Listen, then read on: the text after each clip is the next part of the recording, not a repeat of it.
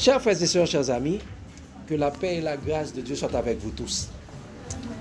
En ce matin, chers amis, nous avons un heureux privilège. Nous allons méditer ensemble encore une fois sur la parole de Dieu.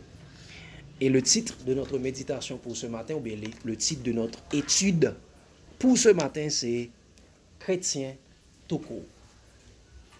Quel est le titre? Chrétien tout court. Chrétien tout court. C'est le titre de notre méditation pour ce matin. Oui, tout court. Non, oui, je comprends. Hein? Chrétien tout court, c'est une expression. Nous trouvons notre texte de méditation, notre texte d'étude dans 1 Pierre 4, verset 15-16. Il dit nous que nul de vous, en effet, ne souffre comme meurtrier, ou voleur, ou malfaiteur, ou comme s'ingérant dans les affaires d'autrui. Mais si quelqu'un souffre comme chrétien, qu'il n'en ait point honte, et que plutôt il glorifie Dieu à cause de ce nom. On reprend, chers amis, que nul de vous, en effet, ne souffre comme meurtrier, ou voleur, ou malfaiteur, ou comme s'ingérant dans les affaires d'autrui. Mais si quelqu'un souffre comme chrétien, qu'il n'en ait point honte, et que plutôt il glorifie Dieu à cause de ce nom. Chrétien tout court. Nous prions, chers amis. Éternel, notre Seigneur et notre Dieu, en cet instant, nous allons méditer et étudier ta parole. Nous savons que nous n'avons pas la parole facile et nous n'avons pas la sagesse qu'il faut.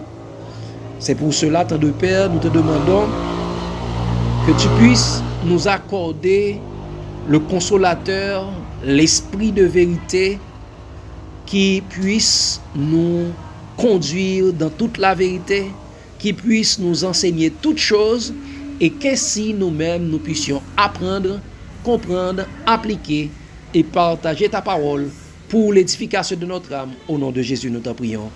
Amen. Chers amis, chrétiens tout court. Jésus nous dit clairement, dans la proclamation de la loi de l'Esprit sur la montagne, que nous devons vivre notre foi publiquement, devant tous les hommes.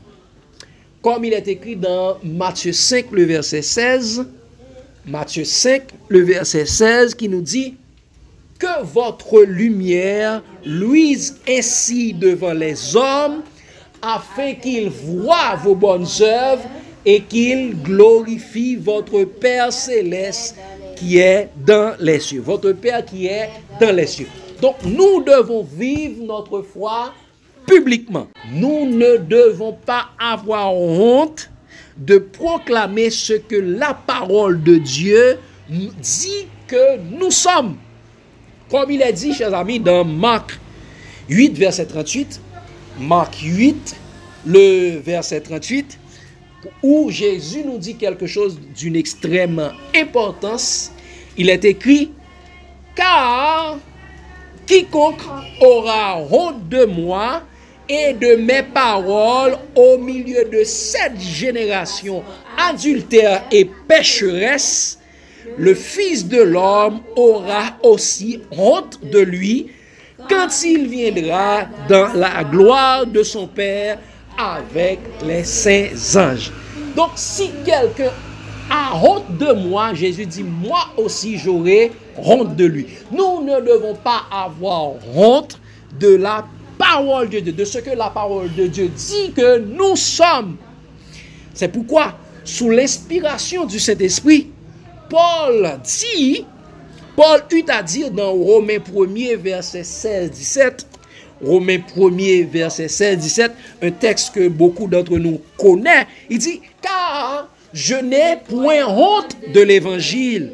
C'est une puissance de Dieu pour le salut de quiconque croit, du juif premièrement, puis du grec. Et il continue pour dire, parce qu'en lui est révélée la justice de Dieu par la foi et pour la foi, selon il est écrit, le juste vivra par la foi. Le juste vivra par la foi. Nous ne devons pas avoir honte de l'évangile, avoir honte de Jésus, avoir honte de la parole de Dieu, car le juste vivra par la foi. Et nous savons que la foi vient de ce qu'on entend vient de la parole de Christ. Le juste vivra par la foi, le juste vivra par les paroles de Christ.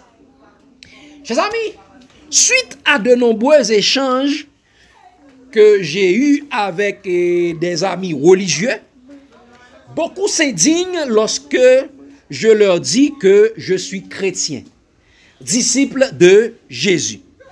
Beaucoup disent que je dois appartenir à une dénomination religieuse, que je ne peux pas être un simple disciple, car cela ne veut rien dire être chrétien. Chers amis, vu cette profonde ignorance de la parole de Dieu, vu cet aveuglement religieuse auprès des religieux, je me suis dit qu'il serait d'une importance capitale de faire une étude pour prouver bibliquement ma profession de foi comme il est recommandé dans la parole de Dieu dans 1 Pierre 3, verset 15-16. 1 Pierre 3, verset 15-16, regardez ce qu'il est dit, chers amis. Nous lisons, il est dit, mais sanctifiez dans vos cœurs Christ le Seigneur, étant toujours prêt à vous défendre avec douceur et respect devant quiconque vous demande l'espérance, raison de l'espérance qui est en vous. Donc, nous devons sanctifier le Seigneur, sanctifier Jésus-Christ, sanctifier la parole de Dieu dans nos cœurs. Et étant toujours prêt à défendre notre foi, à défendre notre espérance. Et il continue pour dire au verset 16, il dit, et ayant une bonne conscience, afin que là même où il vous calomnie comme si vous étiez des malfaiteurs, ceux qui décrient votre bonne conduite en Christ soient couverts de confusion. Donc, nous devons être prêts pour défendre notre foi. Quand nous disons que nous sommes quelque chose, que nous sommes ceci ou cela, nous devons être prêts à défendre notre foi dans la parole de Dieu. C'est pourquoi, chers amis, le titre de la méditation, c'est « Chrétien tout court ». Chrétien tout court. Dans la Bible, chers amis, la parole écrite de Dieu dit que ce sont les Écritures qui peuvent nous rendre sages à salut. Comme il est dit dans 2 Timothée 3, verset 16-17, il dit, toute Écriture est inspirée de Dieu et utile pour enseigner, pour convaincre, pour corriger, pour instruire dans la justice, afin que l'homme de Dieu soit accompli et propre à toute bonne œuvre. Tout ce qui est écrit dans l'Écriture, l'Ancien et le Nouveau Testament, vient de Dieu. Ça a été inspiré de Dieu, c'est-à-dire poussé par le Saint-Esprit de Dieu. Tout ce qui a été révélé constitue, chers amis, la pleine connaissance de la volonté de Dieu pour nous enseigner, pour nous convaincre, pour nous corriger, pour nous instruire ou bien pour instruire les serviteurs de Dieu dans la justice afin qu'ils soient accomplis et bien préparés à accomplir toutes bonnes œuvres. Donc, notre vraie identité se trouve dans la parole de Dieu. Pas pas dans les discours sans fondement des hommes religieux. Notre vraie identité se trouve dans la parole de Dieu, pas dans les discours sans fondement des religieux. Chrétiens tout court. Chers amis, lorsque je dis que je suis chrétien, mais pas adventiste, pas pentecôtiste, pas catholicisme et autres, beaucoup disent non, qu'il ne faut pas dire ça. Ça peut blesser les gens. Tant mieux pour eux. Tant mieux. Parce que je préfère dire la vérité. Je préfère blesser. Je préfère les blesser ou bien blesser les gens en disant la vérité biblique. La vérité qui libère, la vérité qui sauve, au lieu de retenir cette vérité et d'attirer la colère de Dieu sur moi et sur eux. Parce que c'est ce que la Bible nous dit dans Romains 1er verset 18. Il est dit, la colère de Dieu, nous lisons ensemble, la colère de Dieu se révèle du ciel contre toute impiété et toute iniquité des hommes, toute injustice des hommes qui retiennent injustement la vérité captive. Donc, toute personne qui retient la vérité captive sont sous la colère de Dieu. Donc, sont en train d'attirer la colère de Dieu sur eux. La colère de Dieu, c'est l'abandon sur eux. Donc, de préférence, au lieu d'attirer la colère de Dieu sur moi, je préfère dire la vérité. Parce qu'il est écrit, vous connaîtrez la vérité et la vérité vous affranchira. La vérité vous sauvera. La vérité vous rendra libre. Donc, je préfère dire la vérité et blesser les gens. Parce que quand les gens sont blessés, ils vont aller à Jésus pour être soignés. Si tu n'es pas blessé, si tu n'es pas blessé par la vérité, tu n'iras pas à Jésus pour être soigné. C'est malade caille docteur. On me dit non, pas dire la vérité, mais c'est dans la vérité moun n'a pas la foi. C'est la vérité qui a fait moun nan gen la foi. Jésus dit, si vous demeurez dans mes paroles, vous êtes vraiment mes disciples, vous connaîtrez la vérité vous affranchira. C'est la vérité qui sauve. Et tout le monde, en pile monde qui a péri, c'est parce que vous n'avez pas l'amour de la vérité pour être sauvé. L'amour de la vérité pour être sauvé. Chrétien, tout court. Dans les Écritures, la parole de Dieu, chers amis, le mot chrétien apparaît 3 fois. Ceci est fait pour mieux répondre à l'exigence de Dieu. Parce que selon l'exigence de Dieu, il est dit, pour établir un fait, il faut 2 ou 3 témoins.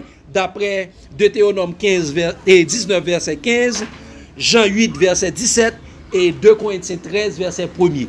Pour établir un fait, il nous faut 2 ou 3 témoins. C'est pourquoi, chers amis, le mot chrétien apparaît 3 fois dans la parole de Dieu. Nous allons voir les 3 apparitions du mot chrétien dans les Écritures. La première fois que le mot chrétien est apparu dans la parole de Dieu, chers amis, c'est lorsque les païens ont appelé les disciples de Dieu, des disciples de Jésus, chrétiens à Antioche. Et nous voyons ce texte, chers amis, dans Acte 11, verset 25-26. Acte 11, verset 25-26. Il dit, Barnabas se rendit ensuite à Tars pour chercher Saul. Et l'ayant trouvé, il l'amena à Antioche. Pendant toute une année, ils se réunirent aux assemblées de l'Église. Et ils enseignèrent beaucoup de personnes. Ce fut à Antioche que, pour la première fois, les disciples furent appelés chrétiens. quoi? Ce fut à Antioche pour la première fois que les disciples furent appelés chrétiens. Est-ce que les disciples ont revendiqué de ne pas les appeler chrétiens? Non. Les païens ont appelé les disciples chrétiens. Pour la première fois, ce nom a été évoqué à Antioche. Donc, c'est la première fois que ce nom est apparu dans la parole de Dieu. Chrétien. Et la deuxième apparition de ce nom, de ce mot chrétien, est toujours apparu dans Actes, là où Agrippa, le roi Agrippa, a appelé Paul chrétien. Dans Acte 26, verset 28-29. Acte 26, verset 28-29, Agrippa a appelé Paul chrétien. Nous allons le voir, chers amis. Il a dit, et Agrippa dit à Paul, tu vas bientôt me persuader de devenir chrétien. Qu'est-ce que quoi? Agrippa même, le roi Agrippa dit à Paul, tu vas bientôt me persuader de devenir chrétien, Paul. Dans un sens. Et regardez, est-ce que Paul a dit non, je ne veux pas que tu sois chrétien, je veux que tu sois un tel, je veux que tu sois un tel ou une telle? Regardez ce que Paul dit. Verset 29, il dit, Paul répondit, que ce soit bientôt ou que ce soit tard, plaise à Dieu que non seulement toi, mais encore tous ceux qui m'écoutent aujourd'hui, vous deveniez tel que je suis, à l'exception des liens, de ces liens. Donc Paul dit, oui, je veux te persuader, dans un sens, je veux te persuader à devenir chrétien. Il dit non seulement toi, mais tous ceux qui m'écoutent aujourd'hui. Je veux que tous soient chrétiens. Des chrétiens, pas seulement, mais à l'exception des chaînes. Paul n'a pas dit, je ne veux pas que tu sois chrétien. Paul dit, non seulement, je veux non seulement toi que tu sois un chrétien, mais aussi tous ceux qui m'écoutent aujourd'hui, mais seulement à l'exception des chaînes, à l'exception des souffrances.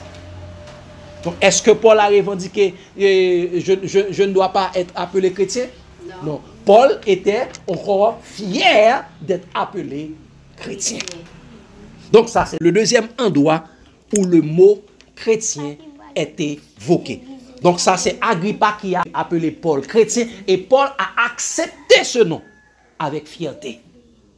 La troisième fois que le mot chrétien est apparu dans la parole de Dieu, chers amis, c'est Pierre. Donc, la deux premières fois, à Antioche et dans Acte 11, verset 25-26, ce sont les païens qui ont appelé les disciples de Jésus chrétiens. Dans Acte 26, c'est Agrippa qui a appelé Paul chrétien et tout Paul était fier d'être appelé de ce nom. Eh bien, la troisième fois, chers amis, oui, le roi Agrippa. C'est le roi Agrippa, le roi de, je ne sais pas si c'est de Jérusalem, mais c'est un roi des Juifs, et ainsi de suite, dans un sens. Mais, chers amis, la troisième fois que le mot chrétien est évoqué dans la parole de Dieu, c'est Pierre qui appelle les disciples de Jésus chrétiens. C'est Pierre qui appelle les disciples de Jésus chrétiens. Nous trouvons ça, chers amis, dans 1 Pierre 4, verset 15-16. Donc, peut-être il y a certains gens qui disent non, ce sont les païens qui ont appelé les disciples chrétiens. Donc, ce n'est pas un nom que nous devons porter. Mais Pierre appelle, Pierre apôtre de Jésus-Christ. Pierre a appelé les disciples chrétiens. Regardez ce qu'il a dit. Il dit que nul de vous, en effet, ne souffre comme meurtrier, ou voleur, ou malfaiteur, ou comme s'ingérant dans les affaires d'autrui. Mais si quelqu'un souffre comme chrétien, qu'il n'en ait point honte, et que plutôt il glorifie Dieu à cause de ce nom. Pourquoi devons-nous glorifier Dieu? Parce que nous sommes chrétiens. Nous ne devons pas avoir honte d'être appelés chrétiens. Au contraire, nous devons glorifier Dieu dès que nous sommes appelés chrétiens. Dès que nous devons glorifier Dieu, donne gloire à Dieu parce qu'on nous appelle chrétiens. On nous appelle chrétiens, chers amis. Chrétiens tout court. Est-ce qu'on a ajouté d'autres choses? On a dit chrétiens. On n'a pas ajouté aucune autre chose. On a appelé les disciples de Jésus chrétiens. Mes chers amis, chrétien vient du grec Christianos. Chrétien vient quoi? Chrétien vient du grec Christianos. Christianos, chers amis, veut dire chrétien, un disciple de Christ. Que veut dire chrétien? Un disciple de Christ. C'est ça, chers amis. Donc, un chrétien est un disciple de Christ. Et c'est ce que Jésus nous a recommandé. Jésus nous a missionné d'aller faire avant de retourner vers son trône dans le ciel. Comme il est dit dans Matthieu 28, versets 18 à 20, Jésus s'est en approché par là ainsi. Tout pouvoir m'a été donné dans le ciel et sur la terre. Allez, faites de toutes les nations des disciples, les baptisant au nom du Père, du Fils et du Saint-Esprit, et enseignez-leur tous à observer tout ce que je vous ai prescrit, et voici, je suis avec vous tous les jours jusqu'à la fin du monde. Allez faire de toutes les nations des disciples. Des disciples pour qui? Pour Christ. Donc si aller faire des disciples pour Christ, ça veut dire aller faire de toutes les nations des chrétiens. Aller faire de toutes les nations des chrétiens. Donc, nous devons être fiers d'être appelés chrétiens. Chrétiens tout court. Regardez dans Acte 2, verset 41. Acte 2, verset 41. Il est dit, ceux qui acceptèrent sa parole furent baptisés. Et en ce jour-là, le nombre des disciples s'augmenta d'environ 3000 âmes. C'est-à-dire au jour de la Pentecôte, lorsque le Saint-Esprit était descendu sur les disciples, ils étaient allés prêcher l'évangile. Et, chers amis, beaucoup de personnes ont cru et ils se furent baptisés. On dit que le nombre des disciples s'augmentait d'environ 3000 âmes. On n'a pas dit le nombre des catholiques ont augmenté. On n'a pas dit le nombre des adventistes ont augmenté. On n'a pas dit le nombre des pentecôtistes ont augmenté. On dit le nombre des disciples s'augmenta d'environ 3000 âmes. D'augmenta d'environ 3000 âmes. Et on va encore dans Acte 6, verset 7. Il a dit, la parole de Dieu se répandait de plus en plus. Le nombre des disciples augmentèrent beaucoup à Jérusalem. Et une grande foule de sacrificateurs obéissait à la foi. Le nombre des disciples augmentait. Quels disciples? Disciples de Christ. Donc le nombre. Donc si on ne veut pas dire disciples de Christ, on peut dire le nombre des chrétiens augmentait. Le nombre des chrétiens augmentait. Parce que, chers amis, Jésus a dit allez faire de toutes les nations des disciples. Faire des disciples vient du grec. Matétéouyo qui voulait dire, chers amis, être disciple de quelqu'un. Suivre ses préceptes et ses instructions. Quand tu es disciple de quelqu'un, tu es en train de suivre ses préceptes et ses instructions. Faire un disciple, c'est enseigner, c'est instruire quelqu'un. C'est ça, chers amis.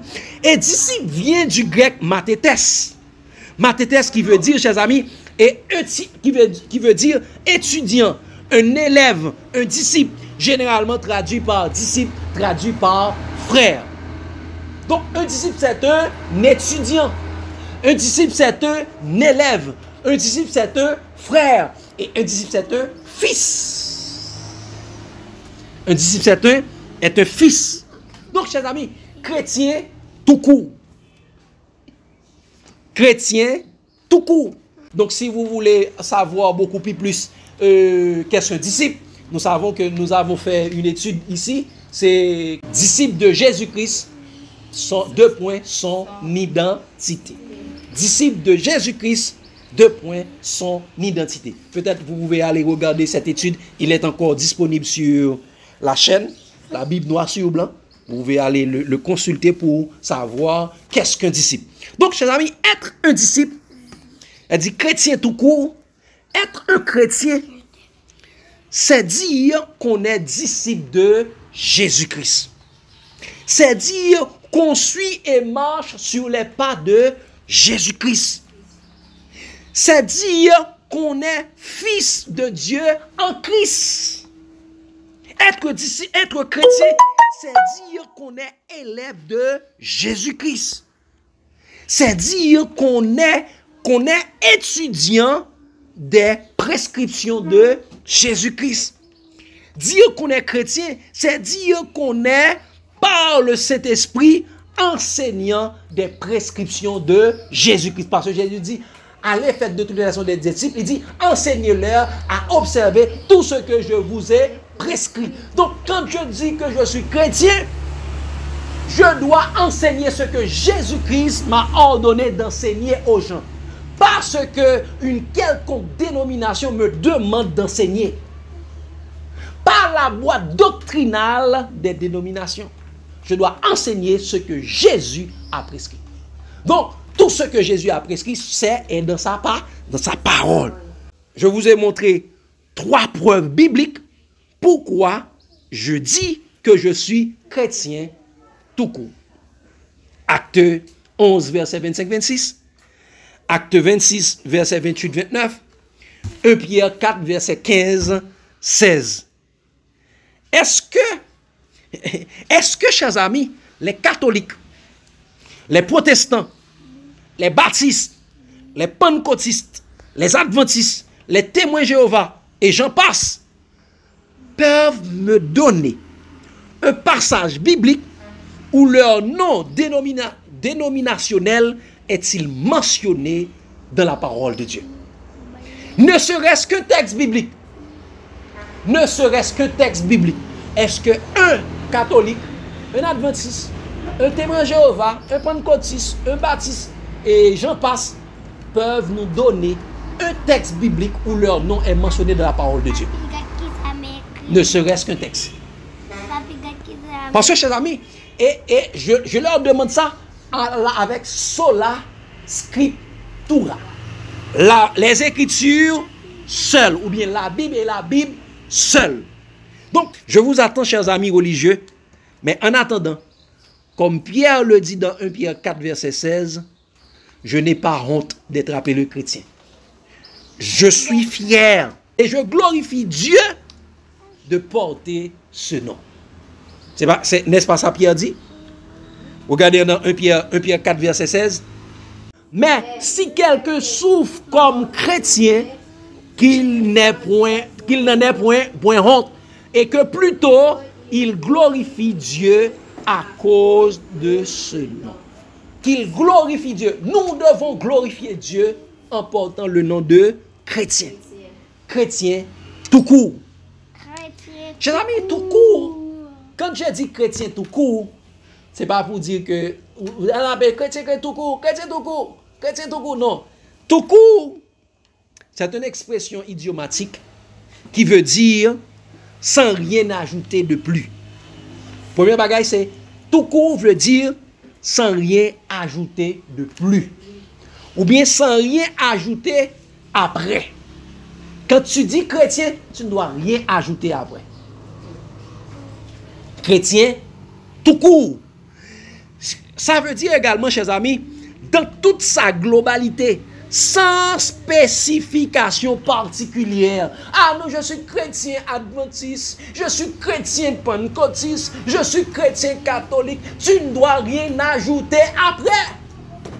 C'est chrétien tout court. Quand la parole écrite de Dieu appelle les disciples de Jésus chrétiens, cela veut tout dire. On ne doit rien ajouter ni retrancher. Comme Jésus le dit dans le 66e et le dernier livre de la Bible, la révélation de Jésus, communément appelée Apocalypse. Apocalypse 22, versets 16, 18 à 19. On ne doit rien ajouter. Chrétien, tout court. Regardez, Jésus a terminé le dernier livre de la Bible en disant que c'est lui-même qui a donné cette révélation. Il est écrit, moi, verset 16, 18 et 19, il dit, moi, Jésus, j'ai envoyé mon ange pour vous attester ces choses dans les églises. Pas dans une église, mais dans toutes les églises. Je suis le rejeton et la postérité de David, l'étoile brillante du matin. Je le déclare à quiconque entend les paroles de la prophétie de ce livre. Si quelqu'un y ajoute quelque chose, Dieu le frappera des fléaux décrits dans ce livre. Et si quelqu'un retranche quelque chose des paroles du livre de cette prophétie, Dieu retranchera sa part de l'arbre de vie et de la ville sainte décrit dans ce livre. On ne doit rien ajouter ni rien retrancher. On ne doit pas ajouter parce que on ne doit pas ajouter parce que si on ajoute, on sera frappé des fléaux décrits dans ce livre, dans les 7 fléaux. Et si on retranche, eh bien, Dieu retranchera notre part dans l'arbre de vie. Ça veut dire on n'aura pas la vie éternelle. Donc, chrétien tout court. Chrétien tout court, chers amis. Nous devons demeurer dans les paroles de Jésus. Comme il est dit dans Jean 8, le verset 31 et 32. Et nous devons demeurer également dans les écrits des apôtres. Demeurer dans les paroles de Jésus et demeurer dans les écrits des apôtres. Regardez ce qu'il a dit dans Jean 8, verset 31 et 32, que vous connaissez. Et également, nous allons lire dans 2 Thessaloniciens 2, verset 15. Regardez ce qu'il a dit. Et Jésus dit aux Juifs qui avaient cru en lui, si vous demeurez dans mes paroles, si vous demeurez dans ma parole, vous êtes vraiment mes disciples, vous connaîtrez la vérité et la vérité vous affranchira. Jésus nous demande de faire quoi? De demeurer dans sa parole. Et regardez également, les disciples, les apôtres nous demandent de demeurer dans leurs écrits également, dans leurs paroles. Regardez ce qu'il a dit dans 2 Thessaloniciens 2, verset 15. Il a dit, ainsi donc frères, demeurez fermes et retenez les instructions que vous avez reçues par notre parole, soit par notre parole, soit par nos lettres. Il a dit soit par notre parole, soit par nos écrits. Nous devons demeurer dans les paroles de Jésus. Comme Jésus n'avait pas écrit de livre, mais nous devons également demeurer dans les écrits des apôtres que Jésus les a révélés. C'est pourquoi, chers amis, parlant des Écritures, la parole de Dieu nous recommande qu'il ne faut pas aller au-delà de ce qui est écrit. Qu'il ne faut jamais aller au-delà de la doctrine de Christ. Regardez, dans 1 Corinthiens 4, le verset 6. 1 Corinthiens 4, le verset 6. Nous ne devons jamais aller au-delà de ce qui est écrit dans les Écritures. Nous devons les appliquer au contraire. Il a dit, 1 Corinthiens 4, le verset 6, il a dit, c'est à cause de vous, frères,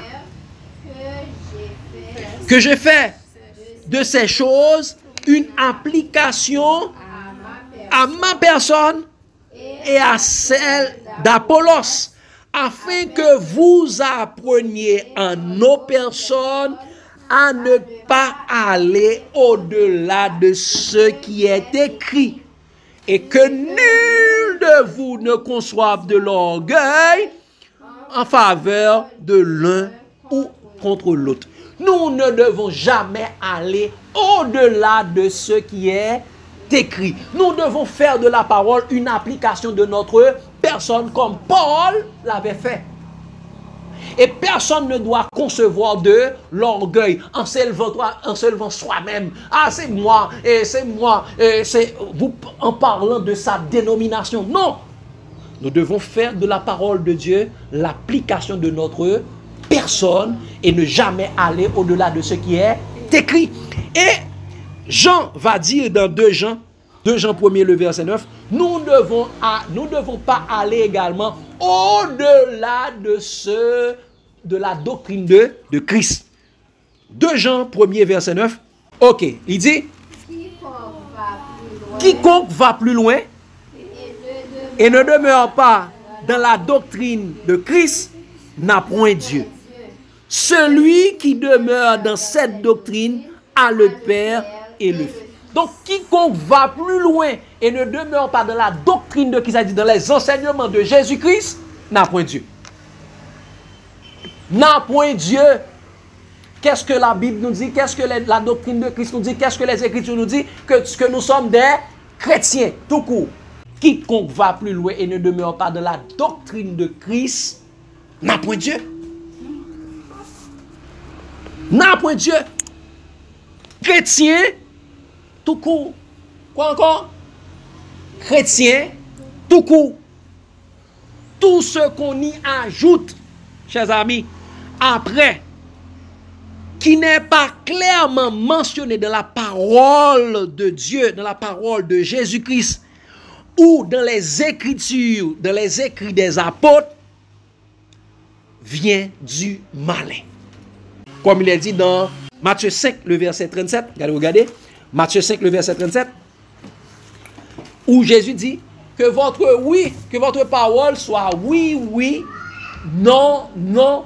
Tout ce qu'on ajoute vient du malin. Vient du malin, chers amis. Donc, si tout ce qu'on ajoute vient du malin, lorsque vous entendez des hommes nous disent que je suis chrétien catholique, ça vient de quoi? Ça vient du malin. Chrétien protestant, ça vient du malin. Luthérien vient du malin. Calviniste vient du malin. Baptiste vient du malin. Pentecôtiste vient du malin. Adventiste du 7e jour vient du malin. Témoin de Jéhovah vient du malin. Et j'en passe. Tout ce qu'on y ajoute vient du malin. Tout ce qui n'est pas bibliquement prouvé, qui n'est pas écrit dans la parole de Dieu, vient du malin. Ce n'est pas la vérité. Parce que, chers amis, ces noms dénominationnels, ce sont des noms de blasphème, des noms de Babylone. Ce sont des noms quoi? Ce sont des noms de blasphème, des noms de Babylone. Regardez ce qu'il a dit, chers amis, dans Apocalypse 17, le verset 3 et 5. Il a dit, il me transporta en esprit dans un désert. Et je vis une femme assise sur une bête écarlate, pleine de noms de blasphème, ayant 7 têtes et 10 corps. Qu'est-ce que la femme a? Des noms de blasphème. La femme qui avait une coupe dans sa main pleine de noms de blasphème. Et la femme, chers amis, regardez ce que la femme a des noms de blasphème. Regardez ce que la femme est. Dans verset 5, il a dit, nous savons que la femme représente l'église. Et cette femme, regardez ce qu'elle est. Il dit, sur son front était écrit un nom, un mystère. Babylone la grande, la mère des impudiques et des abominations de la terre. Quoi? La femme, c'est la mère des impudiques. Babylone. Donc, ces noms de blasphème, donc ces noms viennent de cette femme. Les noms de blasphème viennent de... Donc, si je suis mère, donc c'est cette femme qui a donné des noms. Au lieu, c'est au Père, c'est Jésus qui devrait nous donner des noms. Et bien c'est cette femme qui donne les noms. C'est les noms de blasphème. La mère des impudiques et des abominations de la terre, pleines de noms de blasphème. Et regardez, qui sont les filles de cette femme? Qui sont les filles de cette femme? Je vous pose une question. Qui sont les filles de cette femme qui a des noms de blasphème? Les églises qui ont des noms. Les dénominations. Tous sont des filles de Babylone. Toutes les églises de la terre, toutes les églises dénominationnelles sont des églises de Babylone. Nous savons ça? C'est l'église Jésus pas pour Babylone. Exactement. Regardez ça, dit, chers amis, pour nous capable comprendre. Qui sont les impudiques de Babylone? Apocalypse 2, verset 22-23. Apocalypse 2, verset 22-23. Donc, cette femme, c'est elle qui donne des noms à ses enfants. Au lieu, c'est au Père Jésus-Christ qui devrait donner des noms. Jésus a donné un nom chrétien, mais lui, il dit non, moi, je ne veux pas porter ce nom. Ah, je donne adventiste, je donne catholique, je donne pentecôtiste. Chaque petite là-bas. Liba au nom. Chaque petite fille net, liba au nom. Parce qu'elle dit que ça, oh non, regardez ça. Pour toute petite fille, même non. Oui. Chaque monde faut le porter au nom. Attendez ça, il n'est pas d'accord que Jésus bat au nom encore. On allait ensemble. Apocalypse 2, Verset verset 22-23, il a dit, voici je vais la jeter sur un lit et envoyer une grande tribulation à ceux qui commettent adultère avec elle, à moins qu'ils ne se repentent de leurs œuvres. Je ferai mourir de mort ces enfants, et toutes les églises connaîtront que je suis celui qui sonde les cœurs, les reins et les cœurs, et je vous rendrai à chacun selon son œuvre. Qui ça? Je vais faire mourir de mort ces enfants, et toutes les églises connaîtront. Waouh! Ces enfants, ce sont les églises. Toutes les églises dénominationnelles sont des églises de Babylone qui portent des noms de blasphème, des noms abominables de Babylone.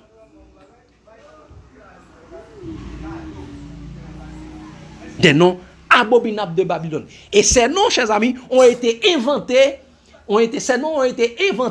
par les docteurs en théologie, qui sont venus avec des sectes pernicieuses. Regardez dans 2 Pierre 2, verset 1er. 2 Pierre 2, verset 1er. Qu'est-ce qu'il a dit? Il y a eu parmi le peuple de faux prophètes, et il en aura de même parmi vous de faux docteurs qui introduiront des sectes pernicieuses et, reniant le maître qui les a rachetés, attireront sur eux une ruine soudaine. Ce sont des faux docteurs qui aussi sont venus avec des noms. Ces faux docteurs, des étudiants en théologie. Ce sont les théologiens qui ont venu avec ces noms. Ce sont eux qui ont venu avec ces noms. Ils introduiront les quoi? Des sectes pernicieuses. Secte pernicieuse veut dire une religion. Veut dire religion, veut dire dénomination. Secte pernicieuse. Ce sont eux qui sont venus avec ces noms. Donc, chers amis, chrétiens, tout court, nous devons savoir que, chers amis, ceux qui nous font porter leur nom dénominationnel, ce sont des voleurs d'hommes et des vendeurs d'âmes. On redit encore, ceux qui nous font porter leur nom dénominationnel, ce sont des voleurs d'hommes et des vendeurs d'âmes. Par leur fable théologique, ils ont volé les disciples de Jésus et les ont vendus à Babylone. Et regardez, dans 1 Timothée 1er, verset 9-10, c'est ce qu'on appelle les loups ravisseurs. Verset 9-10, il a dit, sachant bien que la loi n'est pas faite pour le juste. La loi n'est pas faite pour les justes.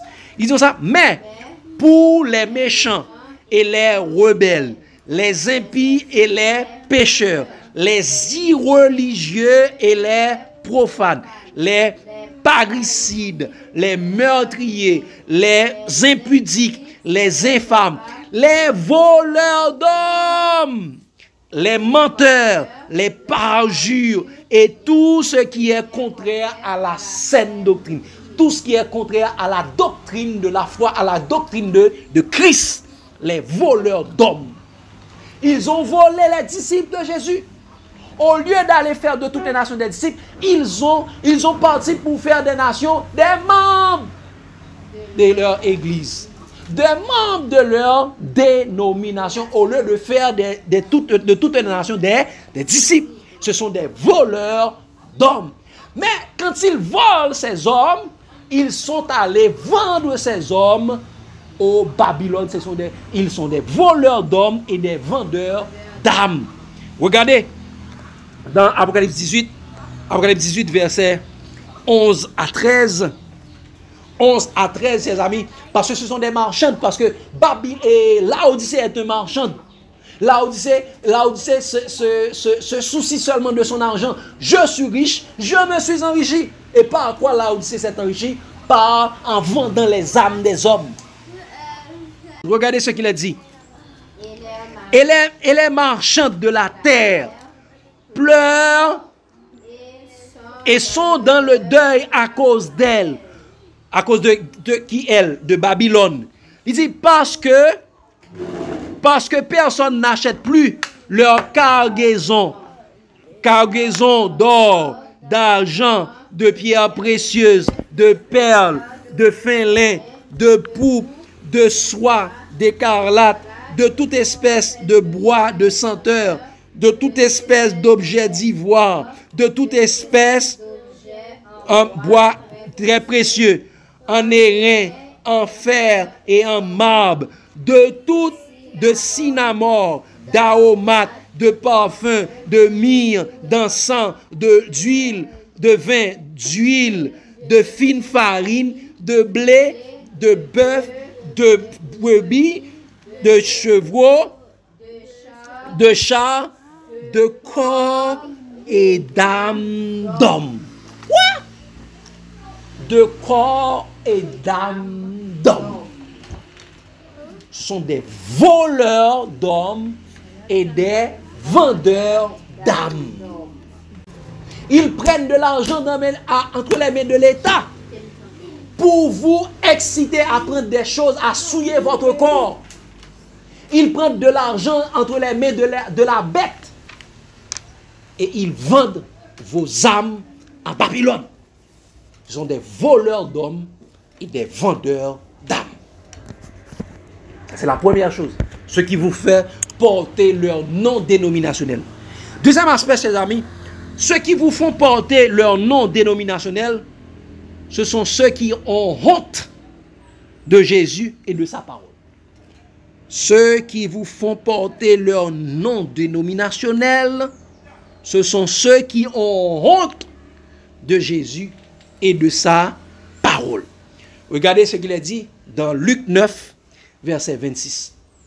Il a dit, car quiconque aura honte de moi et de mes paroles, le Fils de l'homme aura honte de lui quand il viendra dans sa gloire et dans celle du Père et de ses anges. Quiconque aura honte de moi. Donc ceux qui vous font porter leur nom dénominationnel, ce sont ceux qui ont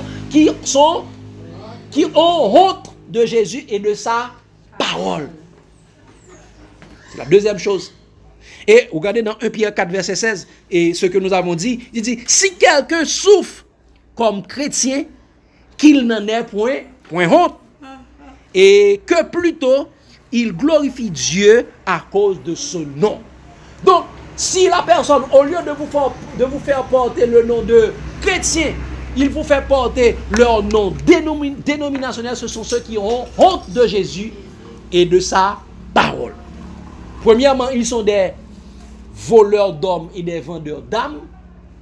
Deuxièmement, ils ont honte de Jésus et de sa parole. Troisièmement, chers amis, ceux qui vous font porter leur nom dénominationnel au lieu de chrétiens, ce sont ceux qui divisent et dispersent le troupeau de Jésus.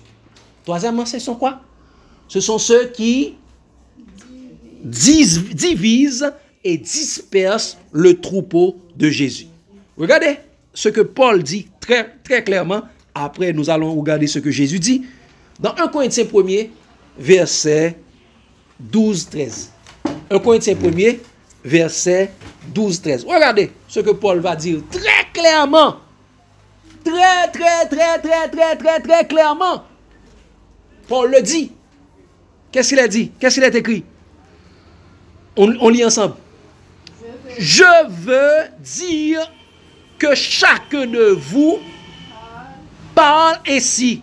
Moi, je suis de Paul, et moi d'Apollos, et moi de Céphas, et moi de Christ. Christ est-il divisé? Paul a-t-il été crucifié pour vous? Ou est-ce que au nom de Paul que vous avez été baptisé? Ouais. Quelqu'un dit, ah, moi je suis de Paul, et moi je suis adventiste, moi je suis catholique, moi je suis pentecôtiste, moi je suis baptiste, moi je suis... Est-ce que c'est adventiste qui est mort pour vous? Hein? Non, moi, c'était mort. Est-ce que catholique est mort pour vous? Est-ce que Ellen G. White est mort pour vous? Est-ce que Calvin est mort pour vous? Est-ce que Luther est mort pour vous? Non! Est-ce que c'est dans le nom de Mounsa ou t'es baptisé? Est-ce que c'est au nom de Adventiste ou t'es baptisé? C'est au nom de Jésus-Christ qu'on t'est baptisé, David. C'est le nom de Christ qu'on doit porter. C'est pas nous les hommes qu'on doit porter. Moun qui fait ça, c'est moun qui veut diviser Christ. C'est moun qui veut diviser Christ. Et là, il diviser Christ, il a dispersé le troupeau de Jésus-Christ. Si pas voulez nous être assemblés en Jésus, je préfère faire une assemblée dans dénomination. Yo. Regardez ce que Jésus dit dans Jean 10, verset 10, verset 11, 12 et verset 13.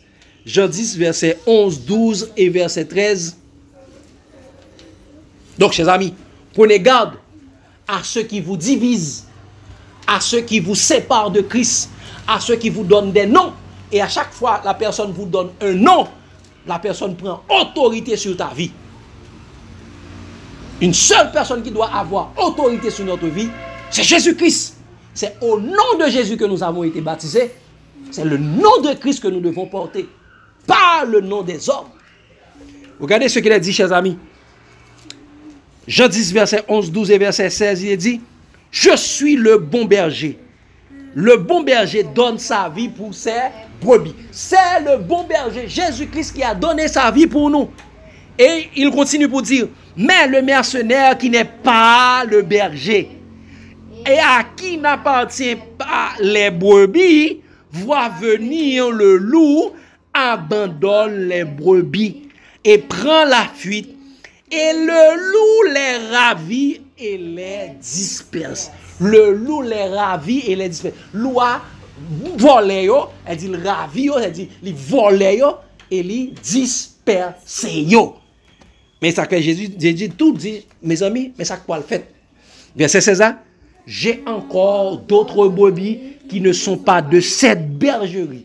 Celles-là, il faut que je les ramène afin elles entendront ma voix et il aura un seul troupeau et un seul berger. Un seul troupeau chrétien, un seul berger, Christ.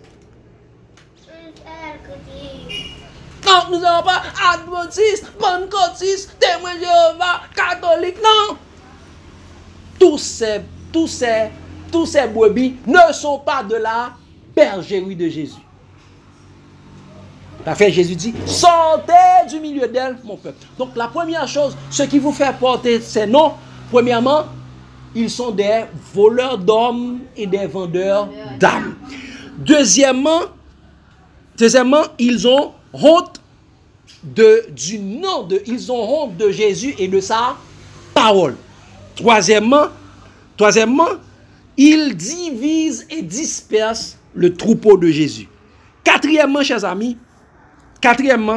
ceux qui vous faites porter leur nom dénominationnel, ce sont ceux qui fuient la persécution des hommes car ils aiment la gloire des hommes plus que la gloire de Dieu.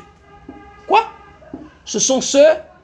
Quatrièmement, ce sont ceux qui fuient la persécution des hommes car ils aiment la gloire des hommes plus que la gloire de Dieu. 1 Pierre 4, verset 16, que nous venons de lire. Donc, ceux qui ne se font pas appeler chrétiens, ce sont ceux qui fuient la persécution. Mais si quelqu'un souffre comme chrétien, qu'il n'en ait point honte, et que plutôt il glorifie Dieu à cause de ce nom. Donc, quand tu te fais appeler chrétien, tu seras persécuté. Tu seras persécuté. Car tous ceux qui veulent vivre pieusement en Jésus seront persécutés, comme il est dit dans 2 Timothée 3, verset 12.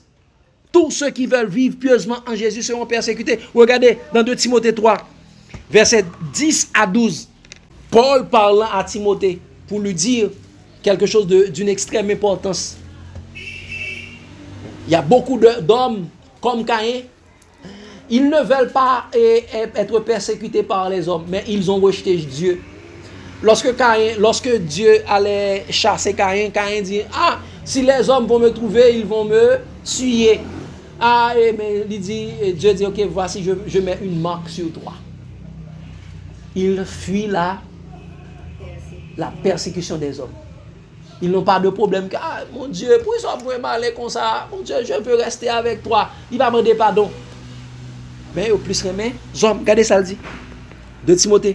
Il a dit, pour toi, tu as suivi de près mon enseignement. De Timothée 3, verset 10 à 12. Il dit, pour toi, tu as suivi de près mon enseignement, ma conduite, mes résolutions, ma foi, ma douceur, ma charité, ma constance, mes persécutions, mes souffrances. À quelle souffrance n'ai-je pas été exposé à Antioche, à Icône, à Lys? Quelle persécution n'ai-je pas supporté? Et le Seigneur m'a délivré de toutes. Pourquoi Paul parle de Antioche en premier? Parce que c'est à Antioche, pour la première fois, que les disciples furent appelés chrétiens. Et c'est pourquoi il va dire au verset 12, il dit, or, tous ceux qui veulent vivre pieusement en Jésus-Christ seront persécutés.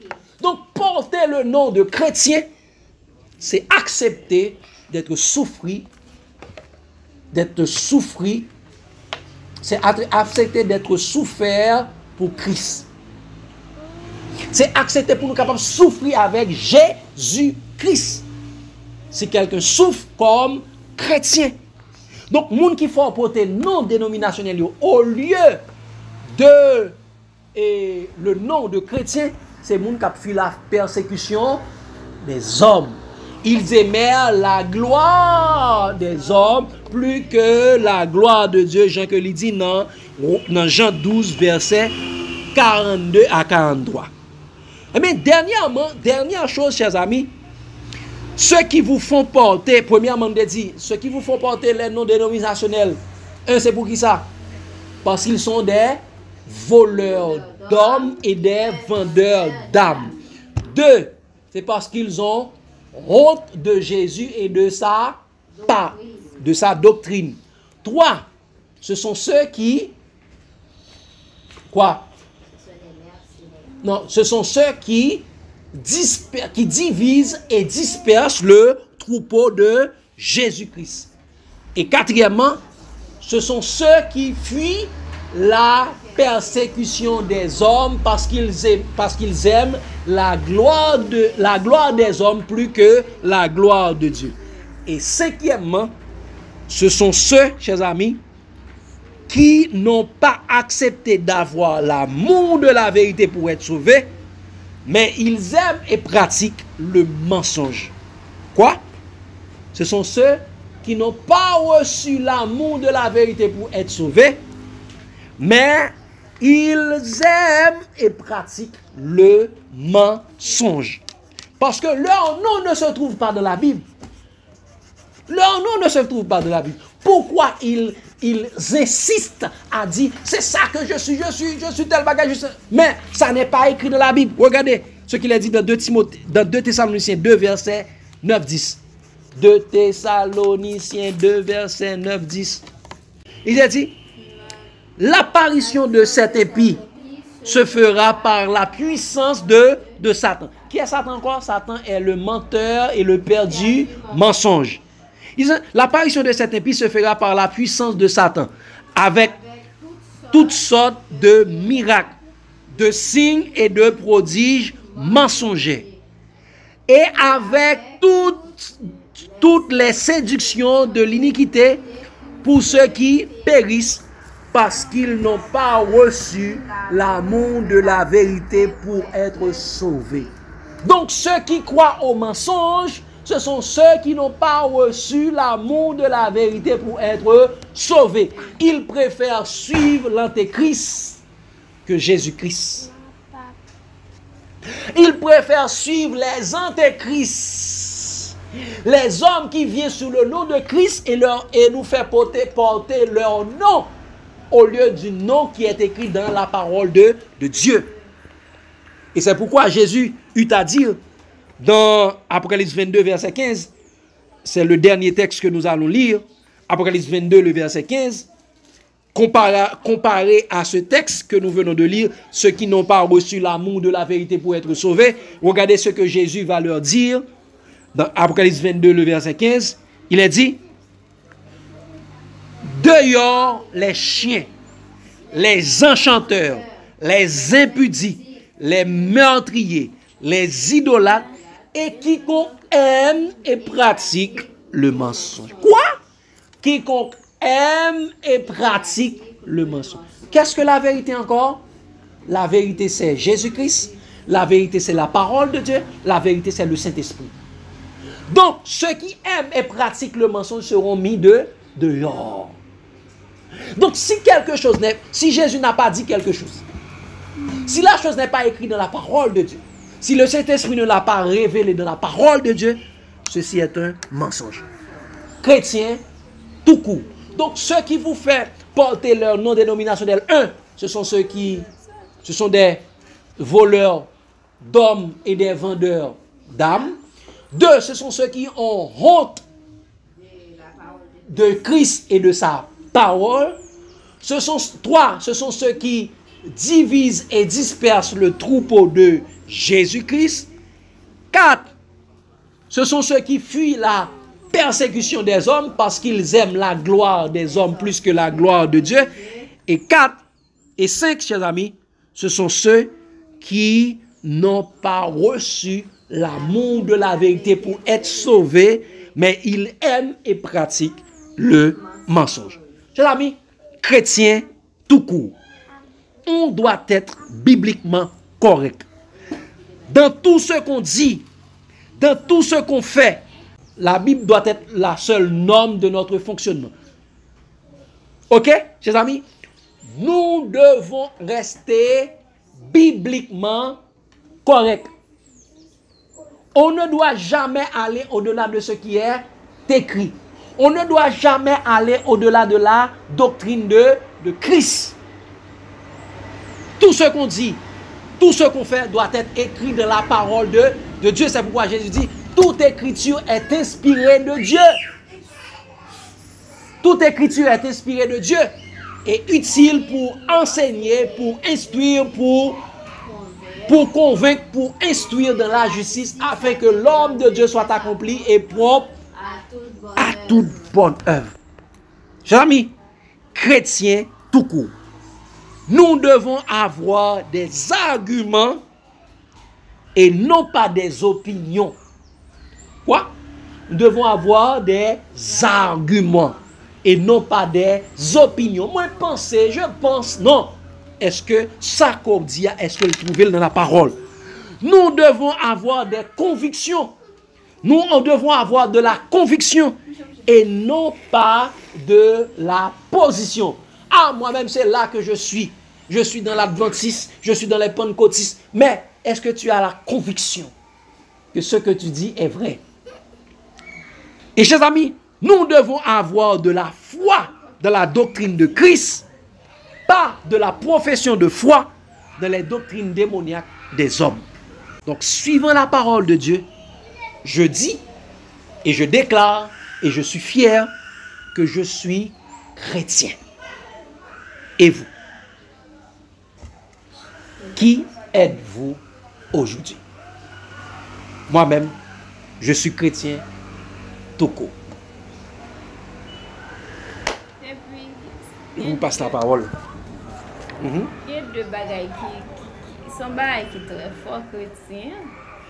Parce que yo dit chaque dénomination qui va non, il veut dire un bagage, mais chrétien yo dit c'est moi qui a sur Christ, c'est plutôt sur Christ que m'attend Christ. Oui. Sur Christ ça va attendre Christ là, il y a des bagailles différents. Donc, l'autre jour, Quand je m'attends Christ et puis pas même pour mal à Christ, mais juste qu'on est la vie, tout le monde saute à même pas qu'on est Christ, ça me fait. oui. Yo ka pa kon date là ou bien yo ignorer, yo dit bon, yo te dit la venir quand même pas c'est ça nous, ça veut dire tout le monde ka dit. Mais est-ce qu'on a fait sacrément de vous faire? Exactement. Bon mieux ou sont chrétiens que ou c'est ou bien baron, non yo capote. Parce que chaque vle dire un bagage, mais vle dire un bagage là pas vle dire ou son serviteur, bon Dieu pour ça. Donc, C'est clair, oui. en pile monde dit yo pontical dans Jésus-Christ. Ah, moi-même c'est baptême, moi-même c'est Pentecôte, c'est baptiste. Moi-même c'est esprit, moi-même c'est pentecôtiste. Moi-même c'est joie, moi-même c'est sabbatiste de préférence. Ou regarde les gens qui disent adventiste, c'est sabbatiste et ça va au plus rien. Yo c'est sabbatiste. Sabbatiste parce que yo va nous servir sabbat. Oui, yo sabbatiste, non c'est parce que sabbat vient ton idole pour yo. Ah, c'est luthérien, moi-même c'est luthérien. Donc chaque monde prend petit calme. Mais est-ce que c'est Jésus-Christ? Jésus-Christ est baptisé. Jésus-Christ est le Saint-Esprit. Jésus-Christ est gardé, il est le maître même du sabbat. Jésus-Christ est quand suivre mon Dieu. Donc, pour qu'ils soient obligés, mettons, ou marcher dans tout ça, yo. Sauf que là, c'est chrétien, on doit marcher dans tout ça, yo. Et ça fait tout le monde qui dit c'est des faux chrétiens. C'est des chrétiens à apparence de piété. Yo cité non Christ, mais yo pas suivre Christ, yo pas chrétien vrai. Donc, chers amis, nous sommes chrétiens tout court. Pas ajouté, pas retranché. Je m'a parlé avec théologien Fermat là. C'est moi de ça mieux. Me dit je suis chrétien. Tu dis non, pas chrétien, bah ça me dit non, je suis chrétien. Ah, me dit non, faut appartenir avec un dénommé qui sort qui est, me dit je suis chrétien. Puis me dit non, ou capable catholique, ou capable adventiste, me dit je suis chrétien. Me dit est-ce que adventiste pas chrétien? Ah dit non, me dit est-ce que adventiste pas chrétien? Donc ça veut dire adventiste pas chrétien. Si me dit c'est chrétien ou bien ça bon problème. Parce que nèg yo toujours voulu catégoriser ou stigmatiser ou discriminer ou ah intel c'est ça, intel c'est ça, intel c'est ça. Non, je suis chrétien. J'appartiens à Christ. Je n'appartiens pas à aucune dénomination terrestre.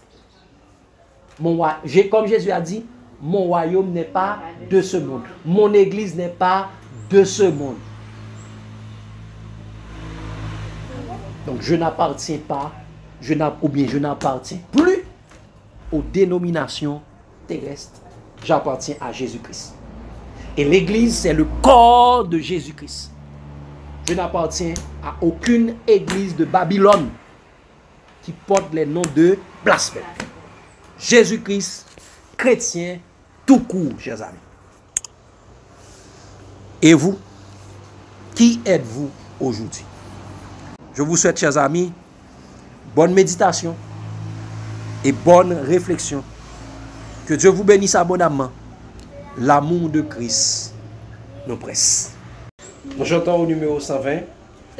Tenons nos lampes prêtes, chrétiens, préparons-nous pour l'heure où les trompettes annonceront l'époux, car répondons sans presse, Hosanna, Hosanna, et qu'avec allégresse on chante Alléluia, on chante Alléluia.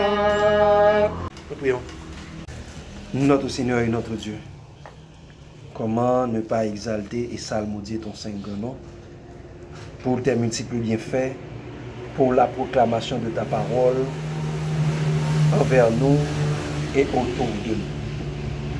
Tu nous as éclairé de ta gloire, la gloire qui vient de ta parole. Et tu nous as montré qui nous sommes, notre réelle identité. Nous sommes chrétiens, disciples de Jésus-Christ. Nous devons refléter l'image de Christ. Et comme Paul l'a dit si bien, tant de Père, nous devons être crucifiés avec Christ. Si nous vivons maintenant, ce n'est pas nous qui devons vivre, mais c'est Christ qui doit vivre en nous. Aide-nous, Seigneur Dieu, à ne pas avoir honte de porter ce nom chrétien. Disciples de Jésus-Christ, au contraire, nous devons te glorifier de porter ce nom. Nous devons être fiers, nous devons être dignes de porter ce nom chrétien. Aide-nous, Seigneur Dieu, à ne pas nous laisser séduire par la séduction des hommes qui viennent sous ton nom, mais qui ne font pas ta volonté. Car tu dis dans ta parole, ceux qui te disent Seigneur, Seigneur, n'entreront pas tous dans le royaume des cieux, mais celui-là qui fait la volonté de ton Père qui est dans les cieux. Plusieurs diront en ce jour, n'avons-nous pas prophétisé en ton nom? N'avons-nous pas chassé des démons par ton nom? N'avons-nous pas fait des miracles par ton nom? Jésus dit, je leur dirai ouvertement en ce jour, je ne vous ai jamais connu, vous qui commettez l'iniquité. Aide-nous, Seigneur Dieu, à ne pas commettre l'iniquité, à rester dans la parole. Et commettre l'iniquité, c'est de faire contraire à ta parole. C'est d'accomplir seulement notre propre volonté et de nous éloigner de ta parole, de nous éloigner de la vérité. Aide-nous à rester dans ta parole, à connaître notre réelle identité. Et notre réelle identité se trouve en Jésus-Christ. C'est pourquoi, Seigneur de Père, nous sommes des chrétiens disciples de Jésus-Christ. Et aide-nous, Seigneur Dieu, à être dignes et permet que, Seigneur Dieu, nous puissions persévérer jusqu'à la fin dans ce nom, par la puissance du Saint-Esprit. Car tu dis dans ta parole, celui qui persévérera jusqu'à la fin sera sauvé. Garde-nous en ta paix, ouvre notre yeux, continue à nous éclairer de ta gloire, nous remplir de ta connaissance. Car, Seigneur Dieu, la vie éternelle, c'est qu'ils te connaissent, toi, le seul vrai Dieu, et celui que tu as envoyé, Jésus-Christ. Gloire à toi, honneur, louange sont à toi, dès maintenant à jamais. Au nom de Jésus, nous t'en prions, lui qui vit, qui règne au siècle des siècles. Amen. Bon sabbat, chers amis. Bon, ça va. Dieu vous bénisse. Regardez nos chanteurs, regardez les répéter verset. Bon sabbat. Bon sabbat, base. Votre l'iniquité, c'est vous qui commettez l'iniquité. Amen.